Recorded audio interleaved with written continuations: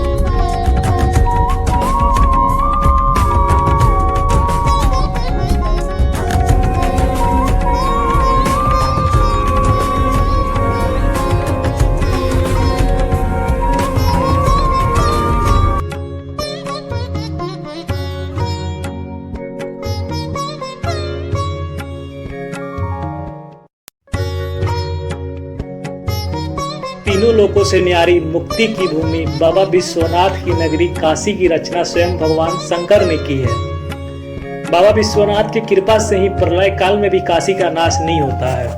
काशी का संविधान भगवान शिव द्वारा बनाया गया है, जबकि तीनों लोकों का संविधान परम पिता विष्णु ने बनाया है। तीनों लोकों का पालन भगवान विष्णु तथा दंड का काम यमराज करते हैं, जबकि काशी का पालन श्री शंकर और दंड का कार्य भैरव जी करते हैं। यमराज की दंड की पीड़ा से कई गुना ज्यादा पीड़ा काल भैरव के दंड की होती है। भगवान शिव के नगरी काशी की व्यवस्था संचालन की जिम्मेवारी काल भैरव के हाथ है। काल भैरव भगवान शिव के ही अंश है। काल भैरव काशी के कोतवाल, क्षेत्रपाल और दंडाधिकारी कहलाए जाते हैं। काल भैरव के भक्तों से यमराज भी खौफ खाते हैं। बिना इनकी अनुमति के कोई भी काशी में रह नहीं सकता है। शिव के 7वें घेरे में काल भैरव है। इनका वाहन काला कुत्ता है, इसलिए कहा जाता है कि यहाँ विचरण करने वाले कुत्ते काशी की पहरेदारी करते हैं। काशी में ही बाबा काल भैरव को ब्रह्म हत्या से मुक्ति मिली, जिससे वे काफी प्रसन्न हो गए और तभी से काशी की सुरक्षा में लग गए। उन्होंने काशी की सुरक्षा हेतु 8 चौकियों की स्थापना की, जिन्हें अष्ट भैरव कहा जाता है। शिव जी की पूजा करने से पहले काल भैरव की पूजा की जाती है। ऐसा वरदान उन्हें शिव जी ने ही प्रदान किया था। काल भैरव के दर्शन के बिना बाबा विश्वनाथ की दर्शन अधूरी है। इसलिए काशी में बाबा विश्वनाथ के दर्शन करने से पहले काल भैरव की यात्रा करना आवश्यक है। काल भैरव शिव जी के सबसे रौद्र रूप है। इनकी पूजा करने से नकारात्मक शक्तियां पास नहीं आती। काशी में रहने के लिए काल भैरव से अनुमति लेना आज भी अनिवार्य है। क्योंकि काल भैरव काशी के कर्ता धर्ता है, तो यहाँ आने वाले सभी प्रशासनिक व पुलिस अधिकारी सबसे पहले काल भैरव की अनुमति लेने के बाद ही अपनी सेवा शुरू करते हैं।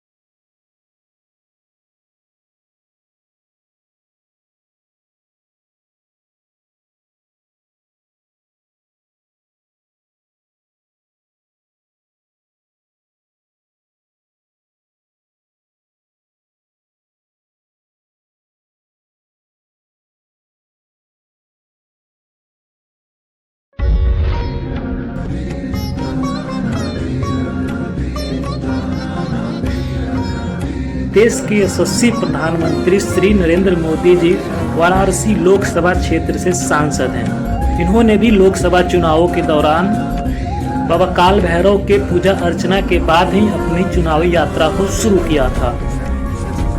यहाँ के कोतवाली में श्री काल भैरव सबसे बड़े अधिकारी के रूप में विराजमान रहते हैं। बाबा काल भैरव के दर्शन के लिए रविवार और मंगलवार दिन सबसे शुभ माना जाता है। रविवार और मंगलवार को यदि अष्टमी या चतुर्दशी तिथि है तो काल भैरव की यात्रा के लिए सबसे शुभ है। मंदिरों को तोड़ने के क्रम में औरंगजेब ने जब बाबा विश्वनाथ के मंदिर के कुछ अंश को नष्ट किया, उसके पश्चात जब वो काल भैरव मंदिर पहुंचा तो वहां कुत्तों का एक बड़ा झुंड इनके सामने आ पहुंचा। फिर क्या था, कुत्तों ने ऐसा कहर बरपाया कि सेना अपनी जान बचाते बचाते भागी। कहा जाता है कि कुत्तों को काटने से सैनिक पागल हो जाते थे और अपने ही साथियों को मारने काटने लगते। सैनिकों को खदेड़ने के बाद वे कुत्तों का झुंड कहाँ चला गया, ये आज तक किसी को नहीं पता चला। ये कुत्ते बाबा भैरव की सेना ही थी, क्योंकि इनकी सवारी कुत्ता ही है।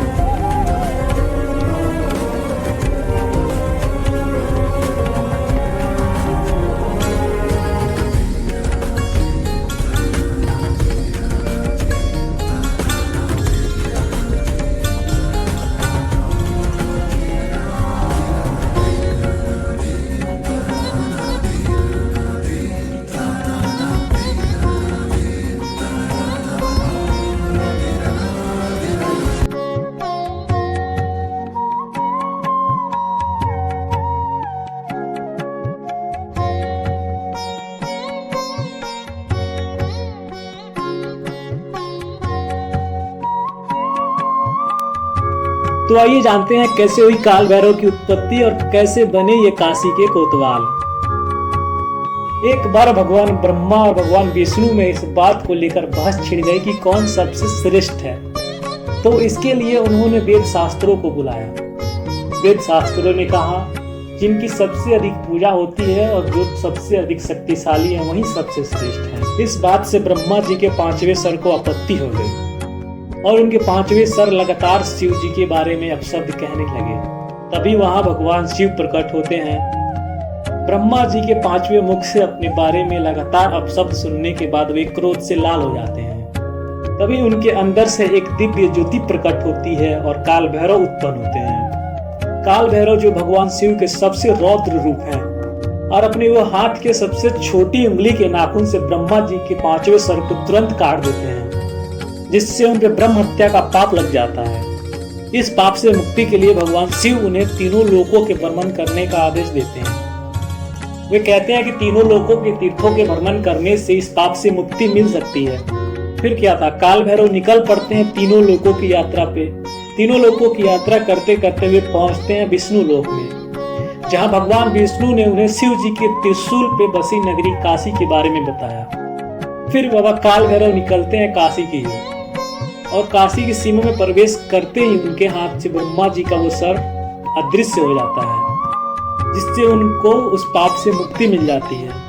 मुक्ति की नगरी काशी में ब्रह्म हत्या के पाप से मुक्ति मिलने के बाद बाबा काल भैरव काफी प्रसन्न हो जाते हैं और वो काशी में रहने का ही निर्णय लेते हैं।